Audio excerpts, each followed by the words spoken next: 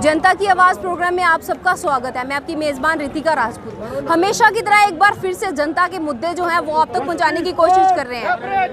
ये जो लोग हमारे पीछे यहाँ पे खड़े हैं, ये हुजूम किन लोगों का है ये आपको बता दें। रैबरे, ये जो जंगलात के लोग हैं, ये सब यहाँ पे इकट्ठा हुए। क्या कुछ इनके मुद्दे हैं वो इन्हीं की ज़ुबानी जानना चाहेंगे। सर मुझे बताएं, क्यों आप लोग सड़कों पर आने पर मजबूर हो गए? क्या कुछ समस्याएँ, दिक्कतें आपको आ रही हैं? मैडम जी, मैं आपका अपनी तरफ से और अपने तमाम साथियों की तरफ से, जितने भी यहाँ रैबरे खेल हैं, रैबरे जंगलात हैं, NYC हैं, सबकी ओर से आपका तहे दिल से शुक्रिया अदा करते हैं। क्योंकि आप ही मीडिया एक ऐसा माध्यम है कि आपके माध्यम से ये हमारी आवाज़ लोगों तक, एडमिनिस्ट्रेशन तक, सरकार तक पहुँचती है। तो हम अपने दिल की गहराइयों से आपका शुक्रिया अदा करते हैं। मैडम, हमारे साथ 2017 की बात है कि उस समय जम्मू कश्मीर BJP PDP की सरकार थी। हमारा जम्मू कश्मीर का लीडिंग पेपर डेली एक्सेलसियर है, उनमें ये एक नोटिस निकालते हैं कि जम्मू कश्मीर के जितने भी युवा forestry graduate, post graduate, PhD, DDR हैं, वो अपने आप को टाउन हॉल में CCF ऑफिस में अपने आप को रजिस्टर करें। हमने उस सिस्टम को फॉलो किया मैम, हमने अपने आप को रजिस्टर कर दिया।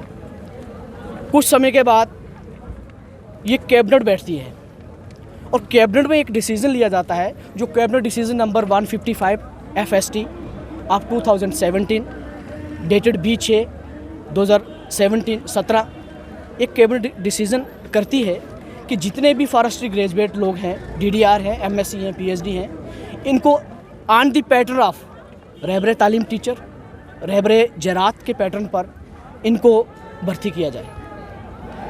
हमें भर्ती किया। फिर कुछ समय के बाद ये एक और नोटिस निकालते हैं कि आपका जो ग्राउंड है, आपका जो मेज़रमेंट टेस्ट है, आपका जो बाग टेस्ट है, ये इतनी डेट को सिद्रा में होगा। हम सब लोग वहाँ पहुँचे और वो मेज़रमेंट टेस्ट जो है वो जम्मू एंड कश्मीर पुलिस ने with the help and cooperation of forest department, इन्होंने उस सिस्टम को फॉलो किया जो फॉरेस्ट डिपार्टमेंट का सिस्टम होता है। हम उसमें सेलेक्ट हो गए। हमें मांडा जू में BJP सरकार, PDP सरकार के मंत्री ने हमें वहाँ पे ऑर्डर इशू किए। हमने अपनी जॉब को ज्वाइन किया मैडम, ठीक है। और उस ऑर्डर में मैं आपको बताना चाहूँगा कि उस ऑर्डर में ये लिखा हुआ है कि आपको 5 साल के बाद आपको रेगुलाइज किया जाएगा। हुआ क्या सर? अब जाके क्या?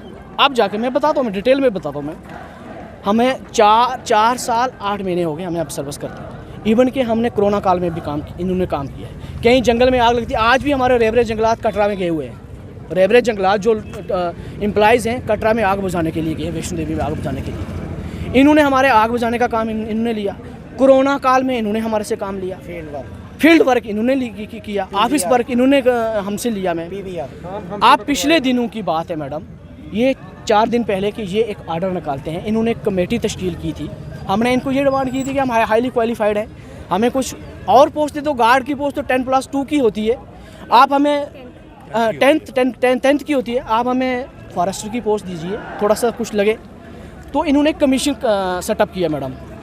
उस कमीशन इन्होंने पिछले 2 साल से कमीशन सेटअप किया। अब वो हम ये उम्मीद कर रहे थे मैडम कि हम सारे लोग शादीशुदा हैं, हमारे बच्चे हैं मैडम। किसी की उम्र 48 ईयर है, 47 है, 45 है, 44 है। अब हम तो ये घर वालों को, ये रिश्तेदारों को ये उम्मीद लगाए बैठे थे कि गवर्नमेंट हमें रेगुलाइज कर रही है। अगस्त में 5 जम्मू प्रोविंस में सबसे पहले मेरी ज्वाइनिंग है 5 अगस्त।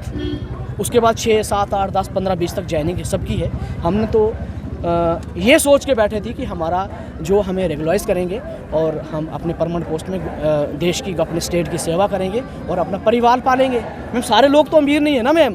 कुछ लोग हम में से ऐसे हैं कि वो दिन का खाना खाते हैं और शाम के खाने की उम्मीद, वो उनको तलाश रहती है कि हम शाम का खाना, वो रोटी खा, और तो बाकी छोड़ो, वो कहाँ से हम उसको प्रोवाइड करेंगे।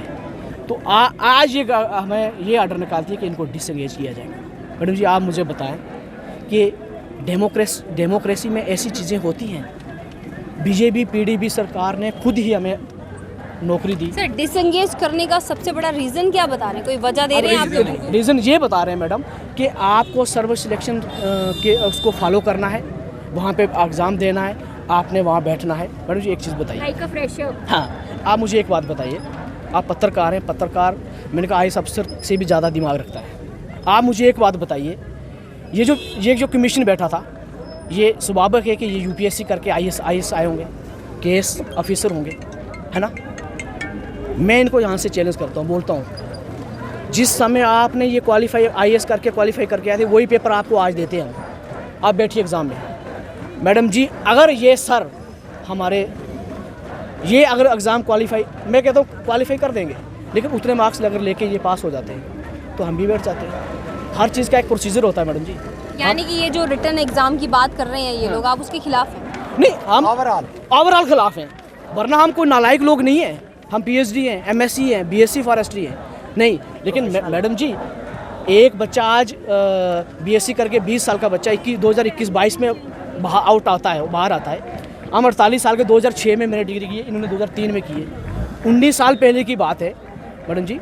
आज हम मतलब मेंटली डिस्टर्ब हैं, हमने शादियां की है। आज की डिमांड इतनी ज़्यादा है कि बच्चों की फीसें नहीं हम दे सकते। तो आज हम उनके मुकाबले में कम्पीट कर सकते हैं। अगर हम एक नंबर भी हमसे कम रह गए, हम तो बाहर हो गए ना। लेकिन बिल्कुल सर, आपके पास भी मैं आऊँगी, तो मैम मैं आपसे जानना चाहूँगी, लड़कियों को काफ़ी कुछ दिक्कतें आती हैं पढ़ाई के मामले में, नौकरियों के मामले में। आप आज जाके नौकरी करने के बाद भी सड़क पे आने पे मजबूर हैं और revoke order of written exam for REJ, तो क्या कुछ समस्याएं हैं? मैम, पहले तो हमारे पेरेंट्स ने बहुत उम्मीदों से हमें पोस्ट ग्रेजुएशन कराई थी फॉरेस्ट्री में, ठीक है। हम लोगों ने पोस्ट ग्रेजुएशन की विद डिस्टिंक्शंस। हम लोग पास होके जम्मू आए। जम्मू आके जब हमने यहाँ पे हालात देखे तो कोई जॉब ओपनिंग्स ही नहीं आती। फॉरेस्ट डिपार्टमेंट की कोई एक तो जॉब ओपनिंग्स ही नहीं आती, और जो आती हैं गिनी चुनी आती हैं, उसमें भी सिलेक्शंस कैसे होती हैं हमें नहीं पता। 2014 में इन्होंने एक प्रॉपर रजिस्ट्रेशन निकाली थी जिसमें इन्होंने कहा कि जितने फॉरेस्ट्री ग्रेजुएट्स हैं अपने आप को रजिस्टर कराएं। हमने 14 में अपने आप को पहली बार रजिस्टर कराया। 17 में दोबारा इन्होंने एक एडवर्टीज़मेंट निकाली जिसमें इन्होंने कहा दोबारा से रजिस्ट्रेशन होगा। हमने दोबारा रजिस्ट्रेशन कराया। उसके बेसिस पे इन्होंने हमारी अपॉइंटमेंट का सोचा होगा। अपॉइंटमेंट ऑर्डर के लिए हमने प्रॉपर वॉक टेस्ट दिया, वहाँ पे प्रॉपर वॉक टेस्ट हुए, फिजिकल जो स्टैंडर्ड टेस्ट होते हैं वो भी हमें दिए गए, और हमें अपॉइंटमेंट ऑर्डर 4 तारीख को पकड़ाया गया। जब अपॉइंटमेंट ऑर्डर हमें पकड़ाया गया, पहला डिसअपॉइंटमेंट हमारा ये था कि हमें against the post of forest guard रखा गया, जो पोस्ट थी 10th, ठीक है। हमारी क्वालिफिकेशन के साथ पहला इनजस्टिस वहाँ था, पहला ह्यूमिलेशन हमने वहाँ देखा।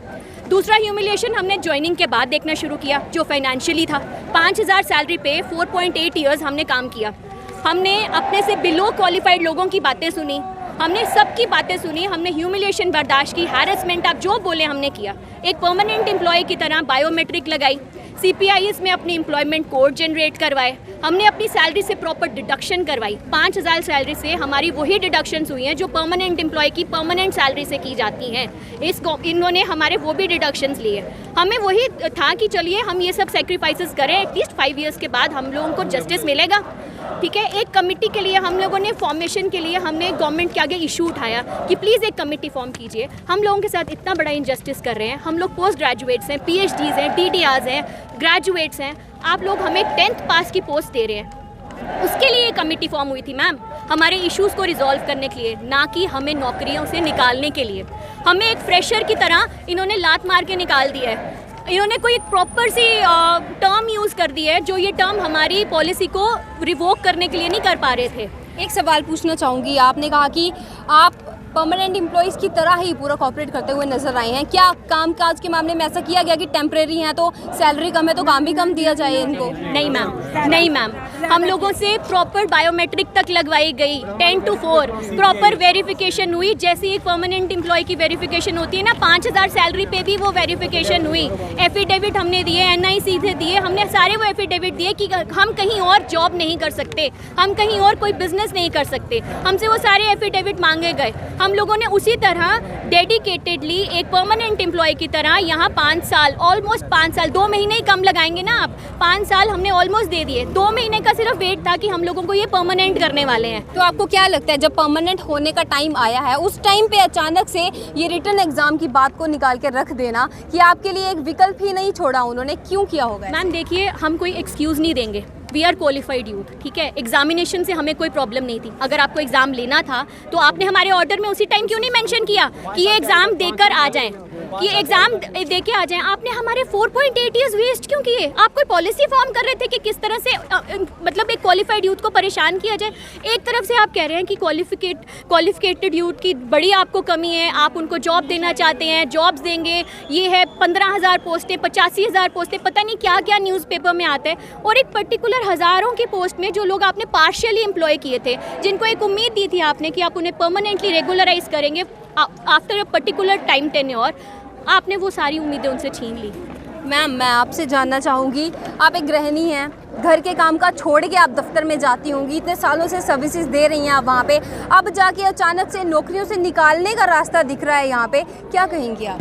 मैं तो ये कहूँगी, ये जो मैंने सुना ये हो कैसे गया, ये ऐसा कैसे पॉसिबल हुआ, ये मुझे बहुत अब कोई रास्ता ही नहीं दिख रहा कि आगे का रास्ता हमारा है क्या, हम करें क्या, जाएं कहाँ। हमने तो कभी सोचा ही नहीं था कि हम रेगुलर नहीं हैं, हमें तो एज ए रेगुलर वहाँ पे काम किया है। वहाँ पे पूरा जैसे इन्होंने बताया कि हमें बायोमेट्रिक लगाया गया, पूरा काम लिया गया। इवन कि हमें ऑफिसर, वो जो हेड ऑफ डिपार्टमेंट जो हुआ करते थे वहाँ पे, जो बैठा करते अथॉरिटीज़ जो हुआ करती थी, वो जब उनको काम करके दिया, उन्होंने बोला कि ऐसा काम आज दिन तक नहीं हुआ है। वहाँ पे जो डीडीज जेडीज जो भी होते थे वो कहते थे कि ऐसा काम हुआ ही नहीं। होता कहाँ से मैम, जब क्वालिफिकेशन होती तो होता ना, जब क्वालिफिकेशन किसी को नॉलेज होगी तो वो देगा ना, तो वो अपने आपने तभी दे देगा ना। समय पे दफ्तर पहुंच के अपनी अटेंडेंस भी दी, कोरोना काल में खासकर जब सब घर पे बैठे हुए थे, आप लोगों ने तब भी सर्विसेज दी। अब गर्मी जो हीट वेव चल रही है, आग लगी हुई है जगह जगह के, उस वक्त भी आपके एम्प्लॉय सर्विसेज दे, ही सर्विस मांगी जाती है। परमानेंट एम्प्लॉयज़ को छुट्टी भी दी जाती है, सब कुछ हुआ जाता है, हमारे को नहीं दिया जाता। अगर हम बोलते हैं कि हमारी पे कम है तो हमें थोड़ा सा रिलैक्सेशन दिया जाए, वो कहते हैं हमारी प्रॉब्लम नहीं है। उन्होंने 5 सालों में यही बोला कि तुम्हारी पे कम है तो हमारी प्रॉब्लम नहीं है। हमें उम्मीद थी, अब 2 महीनों का वेट था कि हम एक मुद्दों की बात जो हो रही है अभी रैबरे खेल के लोगों का क्या कुछ कहना है, इनकी क्या कुछ समस्याएं हैं, वो इन्हीं से जाएंगे। सर क्या कहेंगे, क्यों यहाँ पे क्या समस्याएं, क्या दिक्कतें आप लोगों को आ रही हैं? सबसे बड़ी दिक्कत मैम, ये जो पॉलिसी गवर्नमेंट ने जब कमेटी बनी थी तब बीजेपी पीडीपी की गवर्नमेंट थी।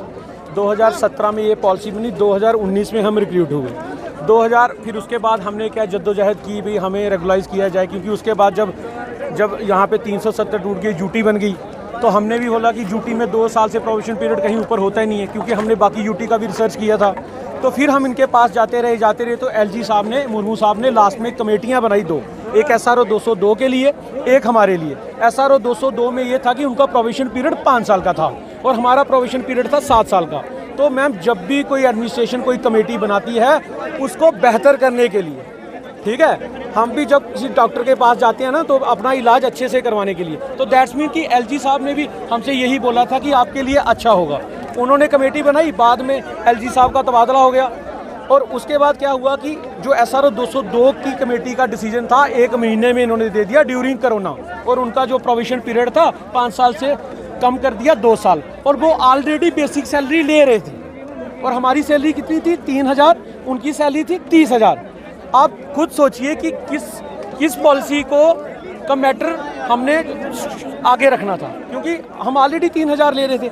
उसके बाद हमने जब इनके पास गए कि आपने हमारी पॉलिसी का कोई कुछ नहीं दिया, इन्होंने बोला नहीं जी अभी कोरोना है, कोरोना के बाद हम आपकी पॉलिसी का वो करेंगे। उसके बाद मुर्मू साहब जी चले गए, उसके बाद ये साहब आए, हम इनके साथ मिलते रहे। कम से कम मिनिमम मैंने 200 मेल खुद डाली हुई है एलजी साहब को, एक रिप्लाई तक नहीं गया। और जब हम वहाँ पे जाते हैं कि यार हमें अपॉइंटमेंट नहीं मिलती, वो बोलते हैं एलजी साहब आपकी अपॉइंटमेंट टिक ही नहीं करते, तो हम आपको कहाँ से मिलाएं। तो आपको क्यों लगता है समस्याएं बताने के बाद भी क्यों नहीं एक्सेप्ट किया जा रहा आपकी बात? मैम, ये एंटी यूथ पॉलिसी चल रही है। जब मैं आया था, मेरे कई साथी हैं, हमारे मैक्सिमम जो टीचर्स हैं वो मास्टर्स हैं, सब ने MPEd कर रखा है, PhD हैं, नेट हैं, सेट हैं, नेशनल प्लेयर हैं, मेडलिस्ट हैं, और आज उनके साथ फिर उसके बाद हम जॉब कर रहे थे, मिट्टी के साथ मिट्टी हुए, स्कूलों में से बच्चे उठाए, नेशनल लेवल तक पहुंचाए, उनके मेडल आए और उन्होंने इतना ऊपर पहुंचाया। J&K स्टेट छोटी सी स्टेट है, लेकिन खेलो इंडिया में सबसे ज़्यादा पार्टिसिपेशन हमारी थी। This is due to these रेबरे खेल टीचर्स। जितनी रजिस्ट्रेशन और सबसे ज़्यादा मेडल जो आ रहे थे JNK के दिन ब दिन अभी नेशनल गेम्स में या कहीं भी, ये इन लोगों की वजह से आ रहे हैं। इतना अच्छा रिकॉर्ड होने के बावजूद भी अब जाके जो आपके लिए जो ऑर्डर्स निकल के आ रहे हैं और कहा जा रहा है कि नहीं है वो ऑर्डर, पर आपकी तरफ से तो यही बात ही है। मैम ऐसा क्या देखिए, है? जहाँ तो फिर LG साहब झूठे हैं, तो यहाँ फिर वो न्यूज़ वाले झूठे हैं, फिर यहाँ हम झूठे। ये ऑर्डर किसने बनाया? हमने तो टाइप नहीं किया घर पे, इन्होंने ये ऑर्डर निकाला तो हम बाहर आए हैं। उसमें क्लियर ही नहीं है। इस गवर्नमेंट ने हमें डबल क्रॉस किया है, इन्होंने हमारे सेंटीमेंट के साथ खेला है। हमसे काम लिया दिन दिहाड़े, एक मजदूर भी 500 रुपये लेता है मैम दिन का। हम 100 रुपये की मीजर सैलरी पे काम कर रहे हैं। 100 रुपये में तो कपड़े भी नहीं डोले जाते। क्या कभी आपसे पूछा नहीं गया 3000 4000 में कैसे कुछ चलती होगी, बढ़ाया जाए? ऐसा कोई दर नहीं, ऐसी कोई पार्टी नहीं, ऐसा कोई लीडर नहीं जहाँ पे हम नहीं गए, मेमोरेंडम नहीं दिया। हर एक बंदे ने हमें यही बोला कि आपका काम होगा, आपका होगा। सभी ने, ये रविंद्र रैना सर अभी आए थे ना लास्ट टाइम जब हम इनसे मिले थे, इन्होंने हमें अंदर बिठा के कितने साल करना है? 3 साल करना है, 2 साल करना है? हमने बोला नहीं जी 2 साल, नहीं जी 3 साल होगा, ले जी 2 साल हो गया, आपका ऑर्डर आ जाएगा। तब से ऑर्डर आ रहा है और हम वो ऑर्डर पे नौकरी कर रहे हैं। और लास्ट में ये हमारे खिलाफ ये पॉलिसी निकाली, हमें एक ने शोषा मिटा दिया कि हम टर्मिनेट कर रहे हैं। टर्मिनेशन का मैम कोई बात नहीं हुई है। इन्होंने हमारी सैलरी बढ़ाई है 50% और हमें रेगुलाइज नहीं किया। रेगुलाइजेशन की कोई पॉलिसी नहीं रखी इन्होंने बीच में। कम से कम पहले पॉलिसी में ये तो लिखा था ना कि 7 साल की रेगुलर पॉलिसी है, तो वन टाइम उन्होंने बोला था कि after 7 year you will be regularise. साल हो गया आपको सर्विसेज हमें देते हुए? ये 4th ईयर हमारा चल रहा है, ये 4th ईयर हमारा चल रहा है। और जब हम लगे थे तो इन्होंने क्या बोला था कि जो रेगुलर पीटी है, जो रेगुलर पीटी की पोस्ट JKSS भी निकालती है, उसको हम फ्रीज करेंगे। उसको हम फ्रीज करेंगे कि जब 7 साल के बाद हमारे पास इतनी पोस्टें हो जाएंगी कि हम आपको उन पोस्टों पे रेगुलाइज करेंगे। इन्होंने ऑर्डर क्या किया? उन पोस्टों को डी फ्रीज किया, अभी उनको एडवर्टाइज कर रहे हैं। आप खुद सोचिए 7 साल के बाद हम अगर पोस्टें नहीं रही तो हम किस पे रेगुलाइज होंगे? तो सर इतने सालों से आप नौकरी कर रहे हैं, क्या अब ऑप्शन है आपके पास कि आप कहीं और जाके नौकरी कर मैम पाएंगे? देखिए, हमारे मैक्सिमम जितनी 35 to 36 मिनिमम जो बच्चे हैं, हमारे यहाँ 45 एज तक भी लड़के हैं। इन्होंने हमें बोला कि नहीं जी एज रिलैक्सेशन देंगे, हम ये करेंगे। जैसे आप सोचिए 5% ये हमें बेटेज दे सकते हैं।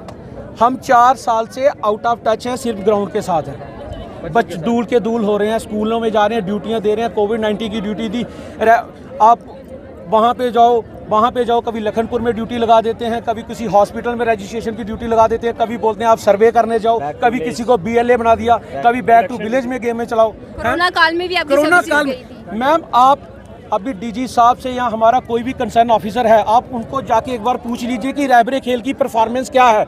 अगर वो बोलेंगे कि हमारी परफॉर्मेंस नहीं है, हम सारे लोग रिजाइन दे देंगे। इतनी अच्छी परफॉर्मेंस टीमें लेके हम जाते हैं, हम पार्टिसिपेशन देते हैं, हम टीमें जिता। मैं खुद की बात करूं, पिछले 2 महीने में 8 ट्रॉफियां मैंने टीम को जितवाई। तो वो प्रोसेस फास्ट हुआ तभी ना, 10 साल हमने किया ना। सारे लोग ऐसे ही लगे हुए। आप मुझे बताएं जरा, इस सर्विस में आने के टाइम आपको लगा था कि कभी ग्राउंड में आके प्रोटेस्ट करने पड़ेंगे, अपने हक के लिए आपको इस तरह से लड़ना मैम पड़ेगा? ये उम्मीद नहीं थी, मगर क्या बताएं, किसको ये दर्द सुनाएं। 3 साल हुए सुनाते मगर कोई सुन नहीं रहा है। हमारी सुनवाई कहीं भी नहीं हो रही है। LG ऑफिस के सामने हमने गिराव किया, कहाँ ने गिराव किया, press club Jammu, press club Kashmir. 3 साल से हम दर दर की ठोकरें खा रहे हैं। और आप यकीन करोगे, जितना हमने department of youth service and sports को बढ़ावा दिया है, उतना फिज़िकल एंड टीचर्स जो हैं, फिज़िकल एजुकेशन टीचर्स जो हैं परमानेंट हैं, उन्होंने उतना बढ़ावा नहीं दिया है जितने हमने उसको रोशन किया। क्योंकि हमारी तादाद थी, हम यंग थे। यंग की जो पावर होती है वो वही जानते हैं डिपार्टमेंट वाले, क्योंकि हमने डिपार्टमेंट का रोशन किया। हम पहाड़ों पे रहते हैं, हम डोडा से आए हैं, हम पहाड़ों पे रहते हैं। पहाड़ों पे हमने ऐसे ऐसे इवेंट करवाए जो लाइफ में कभी भी नहीं हुए थे। मगर जब भी कोई ऑर्डर निकलता था एडमिनिस्ट्रेशन के द्वारा, तो हम तुरंत रात के 12 बजे भी जाग जाते थे कि कल रजिस्ट्रेशन करनी है, कल इवेंट करवाना है, कल फलाने ऑफिसर ने आना है, हमने अपना नाम बढ़ाना है। हमारी परफॉर्मेंस देखो, चाहे ग्राउंड लेवल पे देखो, चाहे डिस्ट्रिक्ट लेवल पे देखो, जोन लेवल पे देखो, किसी भी जगह आप जाओ, चाहे एजुकेशन डिपार्टमेंट को पूछो आप कि कितना ये कर रहे हैं। रात दिन हम काम कर रहे हैं, मगर कोई नहीं सुन रहा है, सिर्फ झूठे आश्वासन। और अब हमें उम्मीद थी एक ही, जो 2017 में 18 में ऐसे हमारी पॉलिसी बनी थी, तो ये रहबरे ज़राअत, रहबरे जंगलात और रहबरे खेल की बनी थी।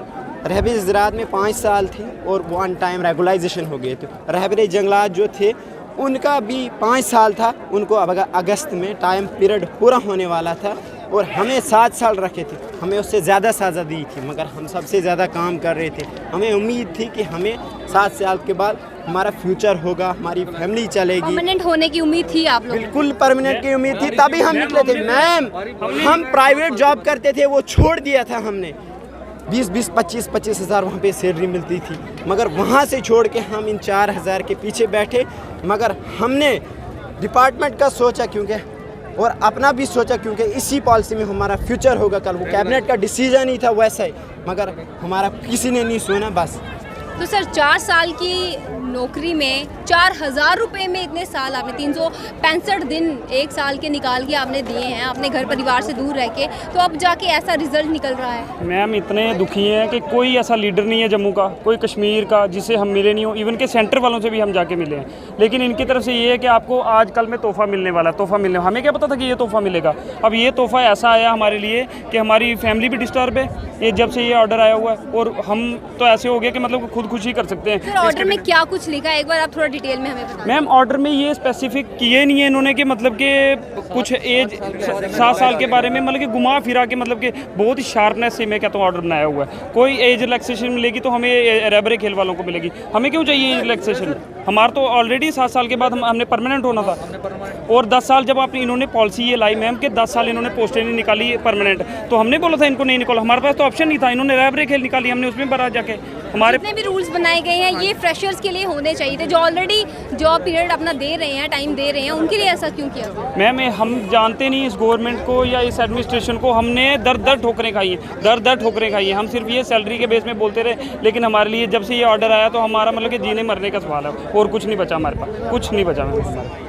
तो सर अब आप क्या उम्मीद करते हैं, मसला हल किया जाएगा, सरकार सुनेगी, कुछ इसका हल निकाला जाएगा? मैम सरकार सुनेगी तो ठीक है, नहीं तो हमारा सीधा सवाल है, हम यहाँ से उठने वाले नहीं, चाहे कुछ हो जाए, मरना मंजूर है। मैं तो सीधे बोल रहा हूँ कि मरना मंजूर है। हमारे पास कोई ऑप्शन नहीं बचा, ना हम घर जा सकते हैं ना कुछ कर सकते हैं, क्योंकि 4 साल हमने इनको दे दिए। 4 साल का कौन जिम्मेवार है, मुझे बताओ ना, कौन जिम्मेवार है?